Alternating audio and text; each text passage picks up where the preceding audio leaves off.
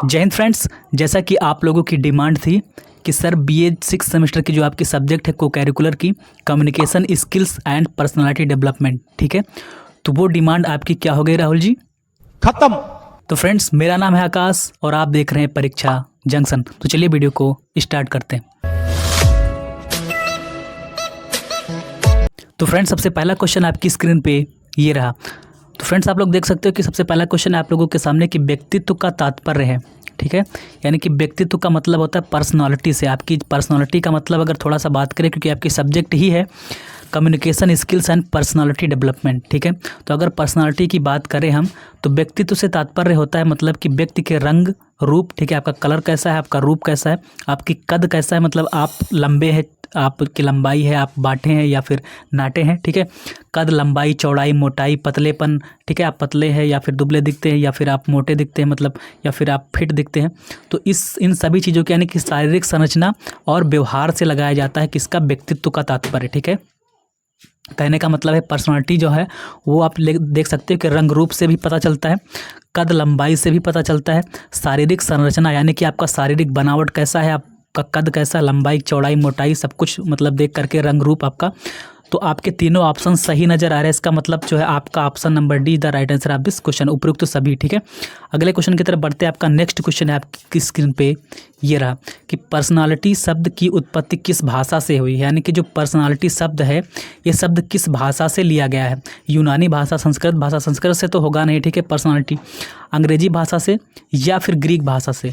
तो इसका जो राइट आंसर हो जाएगा वो किस भाषा से, आपका जो पर्सनालिटी शब्द है वो यूनानी भाषा से लिया गया है, ठीक है। किस और कहाँ से बना है, तो परसोना से बना है, ठीक है, लैटिन से भी कह सकते हो।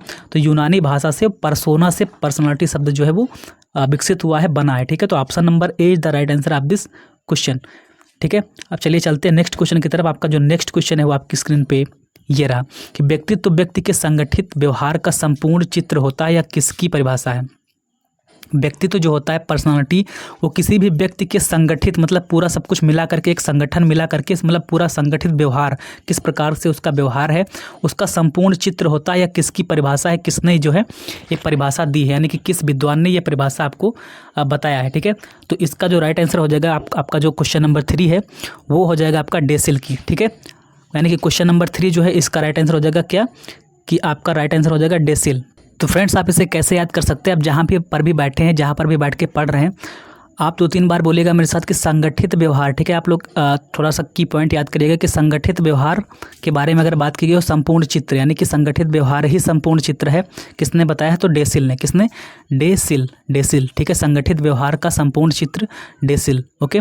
तो ऐसे आपको याद हो जाएगा। अगला क्वेश्चन है कि 4 नंबर, गैरिसन ने व्यक्तित्व के कितने पहलू बताए हैं, यानी कि गैरिसन एक विद्वान का नाम है, तो इन्होंने व्यक्तित्व यानी कि पर्सनालिटी के कितने पहलू बताए हैं, कितने कारक बताए हैं। तो ये होते हैं आपके क्रियात्मक पहलू, सामाजिक पहलू, कारण संबंधी पहलू और उपयुक्त। सभी अगर ऑप्शन में आ जाता है तो मैं इतने मतलब 6 सेमेस्टर की मैं को करिकुलर सब्जेक्ट आपको पढ़ाया हूँ, तो आपको पता होगा कि उपयुक्त सभी मैंने हर बार बताया भी है कि अगर उपयुक्त सभी किसी ऑप्शन में आता है तो उसका जो लगभग 95 से 98% चांस यही होता है कि वही ऑप्शन सही होगा। एक आध क्वेश्चन जो एग्जामिनर होता है वो आपको फंसाने के लिए रख देता है, उसमें उपयुक्त सभी ऑप्शन आंसर सही नहीं होता। सबसे पहले आपको अगर उपयुक्त सभी देखना है तो अगर ऑप्शन में मिल जाए तो आपको क्या करना है, सबसे पहले उसी को देखना है, ठीक है, मतलब लगा नहीं देना है, उसमें भर नहीं देना आँख मूंद के, सबसे पहले देखना है, फिर क्वेश्चन को पढ़ करके और देखना है कि सही है कि नहीं, ठीक है। तो इस प्रकार से आपका 95% चांस होता है कि यही आंसर सही होगा, ठीक है। अगर आप लोग कुछ भी ना पढ़े हो तो इस ट्रिक को जो है अपना सकते हैं, ओके। अगला क्वेश्चन है आपका कि 5 नंबर, व्यक्तित्व जो है मनुष्य की किन बातों का संगठन है। व्यक्तित्व जो होता है मनुष्य की किन बातों का संगठन होता है, यानी कि जो 5 नंबर है इसका जो राइट आंसर हो जाएगा वो क्या हो जाएगा। सबसे पहले आपको क्या दिखा, जो मैंने बताया भी उपयुक्त सभी, ठीक है। अब आप लोग पढ़कर देखिएगा कि उपयुक्त सभी आंसर हो सकता है कि नहीं हो सकता।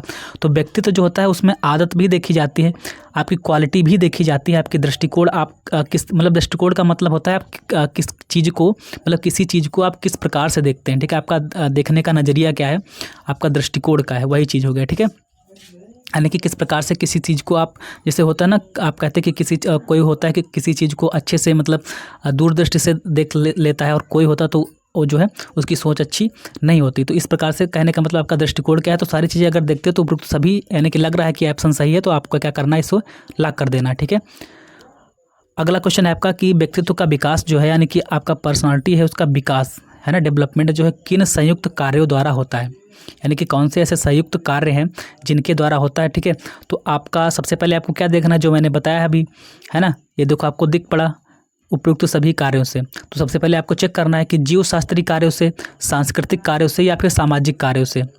ठीक, तो इसका जो राइट आंसर हो जाएगा क्या, यानी कि जीव शास्त्रीय कार्यों से भी इसका जो व्यक्तित्व है उसका विकास होता है। सामाजिक कार्य भी होते हैं, मतलब आपके जो सोशल वर्क होते हैं उससे भी होता है। आपका जो कल्चरल वर्क होता है यानी कि सांस्कृतिक कार्य होते हैं उससे भी होता है। तो कहने का मतलब ये है कि अगर हमको तीनों ऑप्शन सही लग रहे हैं, इसका मतलब option D is the right answer of this question. अगले क्वेश्चन की तरफ बढ़ते हैं कि आपका जो 7वां क्वेश्चन है कि व्यक्तित्व जो है मानव की सब शक्तियों व गुणों का संगठन व एकीकरण है। यानी कि जो व्यक्तित्व है, व्यक्तित्व का मतलब होता है पर्सनालिटी। पर्सनालिटी मैंने अभी बताया आपको सबसे पहले, अगर आप लोग देख रहे होंगे तो आपको पता है क्या होता है। ठीक है, मानव की सब शक्तियाँ यानी कि जो सब क्या होता है, शक्तियों व गुणों का संगठन है। यानी कि शक्तियों का मतलब ये होता है कि आपको वो क्या कहते हैं, शक्तिमान वाले शक्तियाँ नहीं कि आप गोल गोल घूम करके इधर से उधर पहुँच गए ना, ऐसे मत समझिएगा। क्योंकि शक्ति का मतलब होता है कि आपका जो आपके अंदर कैसी पावर है, आपके अंदर मतलब जो फिटनेस हो गया, ठीक है, आपका कद हो गया, लंबाई, ये सारी चीज़ें, आपकी सोचने की क्षमता, ये सब शक्ति में आता है। ठीक है, वो वाली शक्ति नहीं जो देवी देवताओं के पास होती है ना। तो शक्तियों व गुणों का आपके क्या क्वालिटीज़ हैं, उनका संगठन व एकीकरण है। तो ये किसने बताया है, ठीक है, यानी कि ये कथन जो है किसका है, किस विद्वान का है, इनमें से चारों में से किसका है, ये आपको इसका जो है आंसर बताना है। ठीक है, तो ये जो है यानी कि शक्तियों व गुणों का संगठन है। ठीक है, तो किसने बताया, भाटिया जी ने बताया ना कि option number A is the right answer of this question. यानी कि मानव की सभी शक्तियों व गुणों का संगठन है। ठीक है, यानी कि जितने भी मानव की शक्तियाँ होती हैं और गुण होते हैं उसका संगठन ही व्यक्तित्व है, ये भाटिया जी ने बताया। Option number A is the right answer of this question. चलते अगले क्वेश्चन की तरफ। आपका नेक्स्ट क्वेश्चन है स्क्रीन पे, ये रहा। व्यवहार के स्वरूपों में अंग्रेजी भाषा में कितने विशेषणों का प्रयोग किया जाता है। यानी कि व्यवहार का जो स्वरूप होता है, व्यवहार के स्वरूपों में अंग्रेजी भाषा में कितने विशेषण, विशेषण का मतलब आप लोग समझते होंगे। ठीक है, एडजेक्टिव का मतलब एडजेक्टिव को हिंदी में विशेषण कहते हैं। तो इसका प्रयोग जो है किया जाता है कितने विशेषण का, तो लगभग आपका जो 18,000 विशेषण का प्रयोग जो होता है इसमें किया जाता है। ठीक है, ऑप्शन नंबर ए इसका राइट आंसर हो जाएगा। अगले क्वेश्चन की तरफ बढ़ते हैं। अगर आपको यहाँ पर मतलब जो क्वेश्चन मैं बता रहा हूँ अगर आपको समझ में आ रहे हो तो आप चैनल को पहली बार अगर चैनल पर विजिट कर रहे हो तो चैनल को सब्सक्राइब कर सकते हैं, बेल आइकन को प्रेस कर सकते हैं, जिससे कि ऐसे ही वीडियोज आपको डेली बाय डेली इस चैनल पर देखने को मिलती रहे। ठीक है, और अपने फ्रेंड्स के साथ शेयर भी कर सकते हैं जिससे कि वो भी इस वीडियो का लाभ उठा सके। चलते हैं नेक्स्ट क्वेश्चन की तरफ। और अगर आपको किसी भी प्रकार की कोई समस्या आ रही हो तो आप कमेंट सेक्शन में तुरंत कमेंट करके मुझसे कुछ भी पूछ सकते हैं, या फिर मेरे सोशल मीडिया लिंक्स पर जा करके मुझे फॉलो करके वहाँ पर भी कुछ आप पूछ सकते। तो फ्रेंड्स आप लोग वहाँ पर भी जा करके पूछ सकते हैं पढ़ाई से रिलेटेड। ठीक है, तो फ्रेंड्स आपका नेक्स्ट क्वेश्चन है आपका 9 नंबर का कि स्प्रेंगर ने व्यक्तित्व के कितने प्रकार बताए हैं। यानी कि जो स्प्रेंगर आपके विद्वान हैं उन्होंने पर्सनालिटी के टाइप्स कितने बताए हैं। तो थोड़ा सा यहाँ पे समझेंगे कि पर्सनालिटी के टाइप्स कितने होते हैं, यानी कि व्यक्तित्व के प्रकार। तो व्यक्तित्व के प्रकार जो होते हैं वो 3 टाइप के होते हैं। ठीक है, 3 प्रकार के व्यक्तित्व के प्रकार होते कौन कौन से। एक होता है आपका शरीर रचना प्रकार। ठीक है, कौन सा, शरीर रचना प्रकार। दूसरा होता है समाज शास्त्रीय प्रकार और तीसरा होता है मनोवैज्ञानिक प्रकार। ठीक है, तो इन तीनों जो 3 आपके टाइप्स हैं इनको भी अलग अलग विद्वानों ने अलग अलग टाइप से परिभाषित किया है। ठीक है, तो जो शरीर रचना प्रकार है, अगर आप इंग्लिश मीडियम से हो तो कॉन्स्टिट्यूशन टाइप्स जो है, ठीक है, और समाजशास्त्रीय प्रकार का मतलब सोशियोलॉजिकल टाइप्स, और मनोवैज्ञानिक प्रकार का मतलब साइकोलॉजिकल टाइप्स। ठीक है, तो इसके अंदर जो यहाँ पे पूछ रहा है कि स्प्रेंगर जो है, तो स्प्रेंगर ने जो आपका मैंने बताया भी समाजशास्त्रीय प्रकार यानी कि सोशियोलॉजिकल टाइप्स जो है, ठीक है, तो उन्होंने अपनी पुस्तक टाइप्स ऑफ मेन में, यानी कि उनकी एक पुस्तक है, उन्होंने पुस्तक लिखी कि टाइप्स ऑफ मेन मतलब आदमियों के प्रकार। ठीक है, मतलब व्यक्ति के प्रकार। ठीक है, उसमें उन्होंने बताया था कि कितने प्रकार के होते हैं। तो ये जो व्यक्तित्व होते हैं वो 6 प्रकार के होते हैं, यानी कि ऑप्शन नंबर बी आपका सही हो जाएगा। लेकिन थोड़ा सा यहाँ पे समझते हैं कि जो कौन कौन से टाइप उन्होंने बताए हैं। ठीक है, यानी कि इन्होंने जो स्प्रेंगर थे उन्होंने आपका इनकी जो बुक है टाइप्स ऑफ मेन, इसमें इन्होंने 6 प्रकार के बताए हैं क्या, व्यक्तित्व। ठीक है, यानी कि पर्सनालिटी जो होती है 6 प्रकार की होती है। कौन कौन सी होती है, थोड़ा सा शार्ट में समझिएगा। सैद्धांतिक होती है, यानी कि इस प्रकार के व्यक्ति जो होते हैं सिद्धांतों पर, यानी कि जो आपके सिद्धांत होते हैं उन पर भरोसा करते हैं, जैसे कि वो सत्य के अधिक पुजारी होते हैं। ठीक है, इस टाइप के मतलब सिद्धांतों को मानते हैं। और दूसरे टाइप के होते हैं आर्थिक टाइप के, यानी कि इस प्रकार के जो व्यक्ति होते हैं वो क्या करते हैं, वो केवल और केवल जो है जैसे बिजनेस टाइप के लोग हो गए, व्यापारी हो गए, उनको आर्थिक से मतलब रहता है, मतलब पैसों से मतलब रहता है, ठीक है। अगले हो गए तीसरे टाइप के कि सामाजिक प्रकार के टाइप व्यक्ति होते हैं। सामाजिक का मतलब जो सोशल ज़्यादा होते हैं, ठीक है, जैसे कि नेता लोग हो गए। इस प्रकार के व्यक्ति का जो होते क्या होते हैं कि सामाजिक होते हैं, यानी कि दया करना लोगों में, ठीक है, मतलब सामाजिक आप समझ सकते हो किस प्रकार के होते हैं, ठीक है। अगले होते राजनीतिक होते हैं, यानी कि जो राजनेता लोग होते हैं, जो नेता लोग होते हैं, वो हो गए चौथा टाइप। और पांचवा धार्मिक होते हैं, जैसे कि धार्मिक का मतलब जो धर्म को मानते हैं ज़्यादा, जैसे कि आजकल के आप पुजारी हो गए, ठीक है। और अगले अगले मतलब सभी धर्मों में अलग अलग पादरी होते हैं, कोई किसी में जो है ना मौलाना होते हैं, इस प्रकार के लोग। और फिर अगला होता है छठा आपका कलात्मक टाइप के, जिनके अंदर कोई ना कोई कला होती है, जैसे कि कोई साइंटिस्ट हो गया, कोई आपका क्रिकेटर हो गया, कोई आपका डांसर हो गया, ठीक है। इस प्रकार के मतलब इन्होंने कुल कहने का मतलब है कि जो व्यक्तित्व है, व्यक्तित्व के 6 टाइप बताए हैं, ठीक है। और किस में बताए हैं तो ये आपको एक्स्ट्रा याद रखना है कि टाइप्स ऑफ मेन इनकी किताब है, इसमें इन्होंने जिक्र किया है कि जो व्यक्तित्व होता है, जो पर्सनालिटी होता है, वो 6 प्रकार का होता है, ठीक है। उम्मीद करता हूँ समझ में आ गया होगा। और अगला क्वेश्चन है आपका कि जुंग ने व्यक्तित्व के कितने प्रकार बताए, कौन से प्रकार बताए, यानी कि अब देखिए यहाँ पे पहला था स्प्रेंगर ने, अब हो गया कि जुंग ने जो है कितने टाइप बताए हैं व्यक्तित्व के। तो जुंग का अगर हम बात करेंगे यहाँ पे, तो जो आपका टाइप्स है, यानी कि जो टाइप्स ऑफ पर्सनालिटी है, व्यक्तित्व के प्रकार है, उसमें जो तीसरा टाइप मैंने बताया मनोवैज्ञानिक प्रकार, ठीक है। तो उस मनोवैज्ञानिक प्रकार जो है, इसमें जो जुंग हैं, ठीक है, जुंग महोदय, इन्होंने जो अपनी इनकी एक बुक है साइकोलॉजिकल टाइप्स, ठीक है, इनकी किताब का ही नाम है क्या, साइकोलॉजिकल टाइप्स। इन्होंने व्यक्तित्व के 2 प्रकार बताए हैं, ठीक है, व्यक्तित्व के 2 प्रकार बताए हैं, एक अंतर्मुखी और एक बहिर्मुखी। अंतर्मुखी का मतलब ऐसे लोग होते हैं जो मतलब ज़्यादा बोलते नहीं, जो जैसे कि शर्मीले टाइप में। बहिर्मुखी का मतलब जो सामाजिक होते हैं, इस प्रकार से आप समझ सकते हो, ठीक है। तो ज़्यादा फिर वीडियो लंबा हो जाएगा समझाने के लिए, तो आप इतना समझिए कि जुंग ने व्यक्तित्व के कौन से प्रकार बताए हैं, तो अंतर्मुखी और बहिर्मुखी, यानी कि ऑप्शन नंबर सी इसका राइट आंसर हो जाएगा, उपयुक्त दोनों, ठीक है। यानी कि 10 का जो ऑप्शन सही होगा कौन सा होगा, उपयुक्त दोनों, ठीक है। Option number C is the right answer of this question, okay. फिर चलते अगले क्वेश्चन की तरफ, यानी कि उपयुक्त दोनों इसका हो जाएगा कि क्रेचमर ने कितनी तरह के व्यक्तित्व बताए हैं। आप देखिए पहले स्प्रेंगर ने 6 प्रकार के बताए हैं, ठीक है। फिर जुंग ने 2 प्रकार के बताए हैं, ठीक है। इस यहाँ से याद रख सकते हैं जुंग में कितने जो है अक्षर हैं, तो जा और गा, यानी कि 2 ही अक्षर हैं, तो 2 टाइप बताए हैं, ठीक है। और इस प्रकार से स्प्रेंगर ने 6 बताया, मैंने आपको बताया। अपनी अपनी ट्रिक आप आजमा सकते हो, ठीक है। क्रेचमर ने कितने तरह के व्यक्तित्व बताए हैं, तो क्रेचमर ने जो है यहाँ पे देखते हैं, तो क्रेचमर ने कितने प्रकार के जो बताए हैं। तो सबसे पहला जो टाइप है कॉन्स्टिट्यूशन टाइप, यानी कि शरीर रचना विज्ञान, ठीक है। तो जर्मन विद्वान एक क्रेचमर है, इन्होंने अपनी इनकी जो है बुक है या एक पुस्तक कह सकते हैं, ठीक है, उसमें इन्होंने बताया है कि जो आपका व्यक्तित्व होते हैं, पर्सनालिटी होती है, वो कितने टाइप की होती है, तो वो 3 टाइप की होती है, ठीक है। कितने टाइप की होती है, 3 टाइप की होती है, यानी कि ऑप्शन नंबर सी। और कौन कौन से टाइप होते हैं वो भी आप लोग जानते चलिएगा। यानी कि एक ऐसे लोग होते हैं जो शक्तिहीन होते हैं, जैसे आप लोग देखे होंगे कि कुछ ऐसे लोग आपको मिलेंगे जो मतलब दुबले पतले और लगते मतलब लगेगा एनर्जी नहीं है इनमें, ठीक है। इस प्रकार के इन्होंने जो बताया मैं वो बात कर रहा हूँ, ठीक है।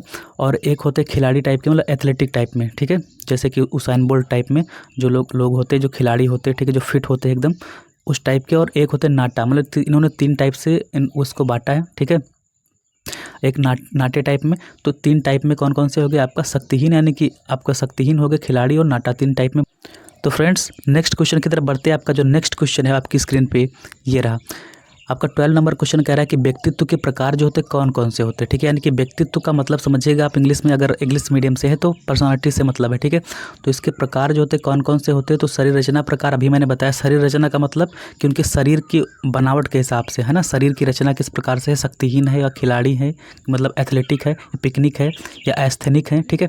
ये आप इंग्लिश में समझ सकते हो। एस्थेनिक का मतलब शक्तिहीन होता है, ठीक है, और पिकनिक का मतलब नाटा होता है, ठीक। तो इस प्रकार से शरीर रचना प्रकार और समाजशास्त्री प्रकार मैंने बताया, और मनोवैज्ञानिक, 3 टाइप में मैंने सबसे पहले ही जब मैंने बताया था क्वेश्चन जो है 10 नंबर, शायद 10 या 9 नंबर, तब मैंने आपको बताया था कि 3 टाइप के होते हैं। इन तीनों टाइप को भी अलग अलग विद्वानों ने अलग अलग टाइप में बांटा है, ठीक है। मेन टाइप यही है, शरीर रचना प्रकार, समाजशास्त्री प्रकार और मनोवैज्ञानिक प्रकार, यानी कि हमको तीनों सही लग रहे हैं, तो option number D is the right answer, okay. अगले क्वेश्चन की तरफ बढ़ते हैं। नेक्स्ट क्वेश्चन है कि व्यक्तित्व मापन की मुख्य विधियाँ कौन कौन सी, यानी कि अगर हम व्यक्तित्व का मापन करेंगे, मेजरमेंट करेंगे पर्सनालिटी का, तो उसकी मुख्य विधियाँ कौन कौन सी है। तो अगर हम बात करेंगे तो आत्मनिष्ठ, ठीक है, यानी कि 13 नंबर जो क्वेश्चन है आपका, इसका जो आंसर हो जाएगा आत्मनिष्ठ, है ना, वस्तुनिष्ठ और प्रक्षेपण, ये 3 विधियाँ होती हैं। यानी कि अगर ये तीनों होती हैं, और सबसे पहले मैंने आपको बताया भी कि अगर ऑप्शन में आपको ये दिख रहा है तो 95% चांस क्या है कि उपयुक्त तो सभी ऑप्शन सही होगा। अगले क्वेश्चन की तरफ बढ़ते हैं कि साक्षात्कार विधि के प्रकार कौन कौन से होते हैं। तो फ्रेंड बात करें कि साक्षात्कार विधि के प्रकार कौन कौन से होते हैं, ठीक है। तो अगर यहाँ पे हम जो है, अगर आपको पता नहीं होगा इसका आंसर, तो 95 से 98% लोग जो है इसका आंसर गलत ही लगाएंगे। क्यों? क्योंकि आपको पता है कि औपचारिक, ठीक है, औपचारिक, अनौपचारिक, और फिर ऑप्शन में दिया गया उपयुक्त दोनों, आप यही टिक करके चले आएंगे। लेकिन इसका आंसर जो है ये नहीं होगा, ठीक है, क्योंकि यहाँ पे ये भी आंसर, आपके ऑप्शन में ये भी आंसर दिया गया है कि उपयुक्त में से कोई नहीं। तो अगर आप लोगों को इसका आंसर एग्जैक्ट पता होगा तभी इसका आंसर कर सकते हैं। यानी कि ऑप्शन नंबर डी तो सही होगा। लेकिन क्यों सही होगा? क्योंकि जो प्रक्षेपण जो आपकी विधि है, सॉरी, साक्षात्कार विधि है, इसके जो टाइप होते हैं कौन कौन से होते हैं, तो ना ही इसमें औपचारिक आता है ना ही अनौपचारिक आता है। कहने का मतलब है इसमें इसके प्रकार होते हैं संगठित साक्षात्कार, असंगठित साक्षात्कार, ठीक है। और बात करें तीसरे नंबर की, तो रेटिंग स्केल, इससे मतलब नापा जाता है, मापा जाता है, कह सकते हो आप साक्षात्कार विधि को, है ना। सोशियोग्राम विधि, व्यक्ति इतिहास विधि यानी केस स्टडी मेथड, तो ये 5 टाइप होते हैं इसके, ठीक है। तो फ्रेंड्स ये 5 इसके प्रकार होते, टाइप होते, कह सकते हो। लेकिन इसमें अनौपचारिक और औपचारिक कहीं पर भी नहीं दिया गया है। इसका मतलब है कि उपयुक्त में से कोई नहीं, आपका ऑप्शन नंबर डी सही होगा। अगले क्वेश्चन की तरफ बढ़ते हैं। आपका नेक्स्ट क्वेश्चन है कि निम्नलिखित में से कौन एक डिजिटल शिष्टाचार ईमेल से संबंधित नहीं है। यानी कि जो डिजिटल शिष्टाचार ईमेल से संबंधित, देखेंगे सबसे पहले कि नहीं, ये वर्ड इसको पकड़ेंगे कि ईमेल से संबंधित नहीं है। लोग क्या गलती करते हैं, जल्दी जल्दी में संबंधित है इस प्रकार से, मतलब नहीं को देखते ही नहीं है और आंसर अपना मार के चले आते हैं, ठीक है। तो इस तरीके से गलत हो जाएगा। तो देखते हैं कि कौन सा नहीं है, ठीक है। तो यहाँ पे पढ़ते हैं कि विषय बॉक्स खाली नहीं रहना चाहिए। अगर डिजिटल शिष्टाचार ईमेल है तो विषय बॉक्स खाली नहीं रहना चाहिए, ये भी सही है, ठीक है। मेल भेजने से पहले उसका पुनर्पाठ करें, है ना, मतलब मेल भेजने से पहले उसको पुनर्पाठ का मतलब है कि पहले पढ़ लें कि क्या आप भेज रहे हैं वो, उसमें कोई गलती तो नहीं, ठीक है। वर्तनी अशुद्धि की जांच एक गैर जरूरी चीज़ है। गैर जरूरी तो नहीं, मतलब देख, वर्तनी की अशुद्धि की जांच गैर जरूरी थोड़ी ना होता है, जरूरी होता है। इसका मतलब कि ये जो संबंधित नहीं है। बाकी तो सही है, यथोचित भाषा का प्रयोग करें, ये भी करना चाहिए, ये भी करना चाहिए, ये भी करना चाहिए। लेकिन ये जो है आपका ऑप्शन, ये उल्टा लिखा हुआ है। वर्तनी अशुद्धि की जाँच एक गैर जरूरी चीज़ है, यानी कि ये भी जरूरी चीज़ होती है, ठीक है। तो इसमें लिखा कि गैर जरूरी चीज़ है। इसका मतलब है कि ऑप्शन नंबर सी जो है ये संबंधित नहीं है। ऑप्शन नंबर सी सही हो जाएगा, ठीक है। अगले क्वेश्चन की तरफ बढ़ते हैं। आपका जो 16 नंबर का क्वेश्चन है, सोशल मीडिया कभी कभी ले जाती है ना। तो सोशल मीडिया जो है वो आपको किस तरफ ले जाती है, आपको आंसर करके यहाँ पे बताना है, ठीक है। तो डिजिटल डिमेंशिया, ठीक है, डिजिटल अवसाद और आपका डिजिटल खुशी। तो जो आपकी सोशल मीडिया होती है वो कभी कभी आपको डिजिटल डिमेंशिया का शिकार कर देती है। तो फ्रेंड, डिजिटल डिमेंशिया का मतलब ये होता है कि आप जो है अगर इलेक्ट्रॉनिक चीज़ों का ज़्यादा यूज करते हैं, जैसे कि मोबाइल हो गया, लैपटॉप हो गया, कंप्यूटर हो गया, इनका यूज करने से आपका जो माइंड है उसकी जो मेमोरी होती है, उसकी क्षमता जो होती है, ठीक है, वो कम हो जाती है। आप चीज़ें याद नहीं रख पाते, आपकी मेमोरी जो कम होने लगती है, ठीक है। आप कोई चीज़ कहीं रखते हैं फिर भूल जाते हैं। इस प्रकार से ये एक बीमारी भी समझ लीजिए। तो डिजिटल डिमेंशिया का शिकार हो सकते हैं, ठीक है। डिजिटल अवसाद का मतलब डिप्रेशन होता है, ठीक है। ये अलग टॉपिक है, इसकी बात मैं कभी करूँगा, ठीक है। और फिर होता है डिजिटल खुशी। तो डिजिटल खुशी तो होगा नहीं, यानी कि डिजिटल डिमेंशिया की तरफ आप जो है चले जाते हैं अगर आप ज़्यादा इसका यूज करते हैं तो, है ना। यानी कि आपको सोशल मीडिया का यूज भी ज़्यादा नहीं करना चाहिए। अगला क्वेश्चन है कि निम्नलिखित में से कौन एक व्यक्ति से संबंधित डिजिटल शिष्टाचार नियम है। अब देखिए यहाँ पे नियम नहीं तो आया नहीं, नियम है, कौन सा है, तो देखेंगे कि कौन सा है आपका। ऑनलाइन एवं ऑफलाइन व्यवहार मानदंड समान होते हैं। दूसरे व्यक्ति के समय का सम्मान करें, दूसरे व्यक्ति के निजता का सम्मान करें। यानी कि डिजिटल शिष्टाचार अगर का नियम कौन सा है, तो सबसे पहला मतलब जो मोस्ट इंपॉर्टेंट चीज़ है कि दूसरे व्यक्ति की निजता यानी कि प्राइवेसी जिसे कहते हैं ना, उसका सम्मान करें, है ना। कि आप जो है ऐसा ना हो कि किसी की चीज़ें लीक कर दें या कि किसी का मतलब जो प्राइवेसी होता है, पर्सनल चीज़ें, है ना। तो ये चीज़ें आपको उसका सम्मान भी करना चाहिए। तो ऑप्शन नंबर सी जो है इसका राइट आंसर हो जाएगा। अगले क्वेश्चन की तरफ बढ़ते हैं कि निम्नलिखित में से कौन जो है डिजिटल नागरिकता से संबंधित एक राज्य नहीं है। मतलब निम्नलिखित में से कौन एक डिजिटल नागरिकता से संबंधित एक राज्य नहीं है। राज्य, अब वो राज्य ना समझिएगा जो आपके 28 राज्य और 8 केंद्र शासित प्रदेश हैं। ये डिजिटल नागरिकता से संबंधित एक राज्य नहीं है, वो अलग चीज़ हो गई, ठीक है। डिजिटल चीज़ें के बारे में बात हो रही है। तो डिजिटल पहुंच, ये गलत लिखा हुआ, डिजिटल पहुंच या डिजिटल साक्षरता, डिजिटल सांवेगिकता और डिजिटल सुरक्षा। ठीक है, तो इसमें से कौन जो है एक नहीं है, तो इस प्रकार से आप देखते हैं तो इसका राइट आंसर हो जाएगा आपका डिजिटल सांवेगिकता। ठीक है, ये जो है आपका डिजिटल नागरिकता से संबंधित एक राज्य नहीं है। ठीक है, बाकी डिजिटल पहुंच, साक्षरता, सुरक्षा सबकी जरूरत होती है। ऑप्शन नंबर 6 का राइट आंसर हो जाएगा। अगले क्वेश्चन की तरफ बढ़ते हैं। व्यक्तित्व कारक किस मनोवैज्ञानिक से संबंधित है, यानी कि व्यक्तित्व के जो कारक होते हैं, फैक्टर होते हैं, वो किसने बताया है, किस मनोवैज्ञानिक ने बताए हैं। ठीक है, ये आपको कहने का मतलब यहाँ पे ये है। ठीक है, तो आप याद रखिएगा कि विलियम जेम्स ने, ठीक है, किसने, विलियम जेम्स ने बताया है। अगला क्वेश्चन है कि लोग जो मिलनसार, मित्रवत एवं सामाजिक होते हैं उनकी प्रकृति होती है। तो देखिए, एक मैंने अभी बताया था आपको कि मनोवैज्ञानिक प्रकार होता है व्यक्तित्व प्रकार का। ठीक है, एक टाइप होता है, उसमें मतलब बताया गया है कि जो लोग होते हैं वो अंतर्मुखी और बहिर्मुखी 2 टाइप के होते हैं। ठीक, तो जो लोग मित्रवत होते हैं और सामाजिक होते हैं उनको बहिर्मुखी की श्रेणी में रखा गया है ना। बाकी ये न्यूरोटिक मतलब मन की ताप, ये तो मन का दुख हो गया, है ना। मनोरोग हो गए, मनोरोग बहुत सारे होते हैं आपके, ओसीडी हो गया, डिप्रेशन हो गया, एंजाइटी हो गया। ठीक है, ये चीज़ें अलग होती हैं। तो मेरे हिसाब से इसका राइट आंसर बी होना चाहिए, बट आपकी जो बुक है उसमें शायद आपका आंसर जो है ए दिया गया है, तो इसको हम डाउट में रखते हैं। ठीक है, और बाकी आप लोग बताइएगा कि इसका जो राइट आंसर क्या होना चाहिए। ठीक है, अगले क्वेश्चन की तरफ बढ़ते हैं।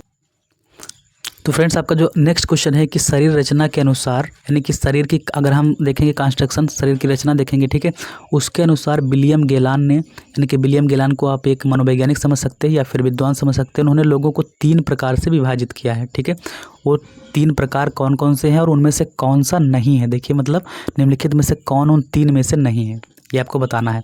तो इन्होंने बताया कि जो आपके विलियम गेलान ने परिभाषित किया है, तो इसके हिसाब से जो है एंटीमॉर्फ, एक्टोमॉर्फ, गैसोमॉर्फ, बट हेक्सोमॉर्फ जो है वो इन 3 में से नहीं। ऑप्शन नंबर डी इसका राइट आंसर होगा। अगले क्वेश्चन है कि निम्नलिखित में से कौन जो है एक व्यक्तित्व का निर्धारक नहीं है, यानी कि व्यक्तित्व पर्सनालिटी का निर्धारण करने वाला नहीं है, कौन सा कारक नहीं है।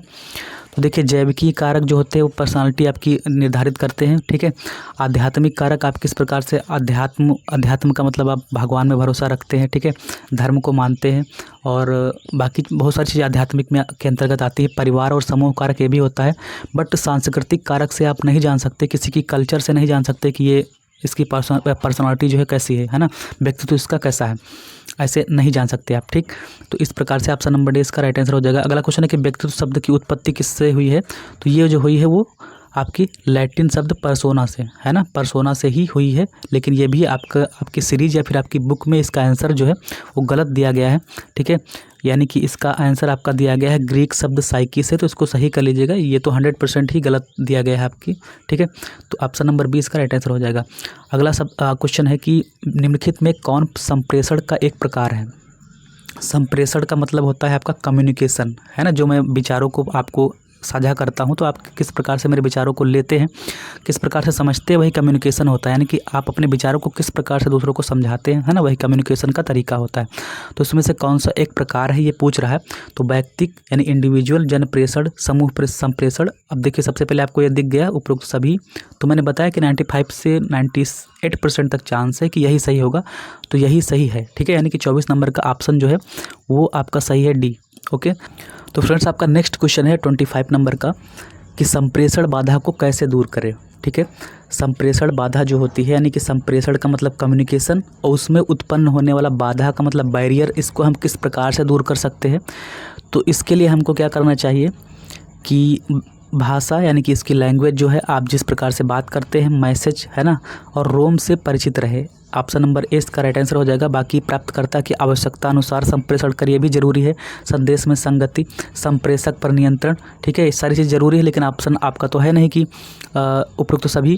तो जब ऑप्शन नहीं है तो हम चारों आंसर तो लगा नहीं सकते। तो इसमें जो सटीक आंसर है कि भाषा, मैसेज एवं रोम से हम परिचित रहें, ऑप्शन नंबर ए इसका राइट आंसर हो जाएगा। ठीक है, अगले क्वेश्चन की तरफ हम बढ़ते हैं यहाँ पे कि आपका नेक्स्ट क्वेश्चन है 26 नंबर कि निम्नलिखित में से एक सांस्कृतिक संप्रेषण बाधा नहीं है। ठीक है, नहीं को पकड़ेंगे, और सांस्कृतिक का मतलब कल्चरल, संप्रेषण का मतलब कल्चरल, संप्रेषण का मतलब कम्युनिकेशन, बाधा का मतलब बैरियर। ठीक है, तो कौन सा नहीं है। तो सांस्कृतिक के अंतर्गत हम देखेंगे अगर 26 नंबर, ठीक है, तो पहनावा ये संस्कृति के अंदर आता है ना। कल्चर में पहनावा देखा जाता है, आप किस प्रकार से भोजन करते हैं ये भी आपका कल्चर होता है ना। मतलब जैसे कि उत्तर भारत में अलग प्रकार का भोजन होता है, दक्षिण भारत में अलग प्रकार से खाना खाते हैं, ठीक है। एक एक राज्य में अलग प्रकार से आप देख सकते हैं कि वहाँ का हर अपने अपने राज्य का अलग एक फेवरेट फूड होता है, फेवरेट भोजन होता है, ठीक है। तो पहनावा भी अलग होता है। जैसे हम लोग यहाँ पे अलग कपड़े पहनते हैं, साउथ के लोग लुंगी पहनते हैं, उनका वहाँ का फेवरेट लुंगी है, ठीक है। तो इस प्रकार से मतलब सांस्कृतिक चीज़ें मैटर करती हैं। धर्म भी होता है ना, हम लोग कोई और धर्म मानते हैं, वो लोग किसी और को मानते होंगे, ये चीज़ें हो गई। बट क्रोध से मतलब नहीं है किसी भी चीज़, मतलब क्रोध का सांस्कृतिक संप्रेषण से कोई भी मतलब नहीं है इसका। इसलिए जो ऑप्शन नंबर डी है इसका राइट आंसर हो जाएगा, ठीक है। यानी कि 26 का ऑप्शन नंबर डी इसका राइट आंसर होगा। अगला क्वेश्चन है कि निम्नलिखित में से, और आप लोग बताइएगा आप लोग बोर तो नहीं हो रहे हो, कमेंट सेक्शन में कमेंट करके फटाफट बता दीजिएगा, क्योंकि बोर हो रहे हो तो उसके लिए मेरे पास अलग सा तरीका है आप लोगों को, ठीक है, बोरिंग भगाने का। तो अगले वीडियो में बताऊंगा, आप कमेंट सेक्शन में कमेंट करके आप लोग बता सकते हो, ठीक है। निम्नलिखित में से कौन संक्षेपण में आवश्यक नहीं है? संक्षेपण में जो है कौन सी चीज़ें आवश्यक नहीं है? तो यहाँ पे अगर हम देखेंगे, ठीक, तो 27 नंबर का जो राइट आंसर हो जाएगा आवश्यक। देखिए सबसे पहले आपको पढ़ना है कि मतलब समझना है कि आवश्यक है की बात नहीं कर रहा है, आवश्यक नहीं है, ठीक है। तो संक्षेपण अगर हमको करना है तो हमको सामंजस्य, मतलब ये चीज़ें आवश्यक है, ठीक है। नियंत्रण आवश्यक है, संपूर्णता आवश्यक है, बट संक्षेपण के अंतर्गत स्पष्टता, क्लियरिटी आवश्यक नहीं होती। यानी कि 27 का ए जो है वो राइट आंसर हो जाएगा। अगला क्वेश्चन है आपका, ठीक है, इस वीडियो का लास्ट क्वेश्चन है कि निम्नलिखित में से कौन परिवार की विशेषता नहीं है?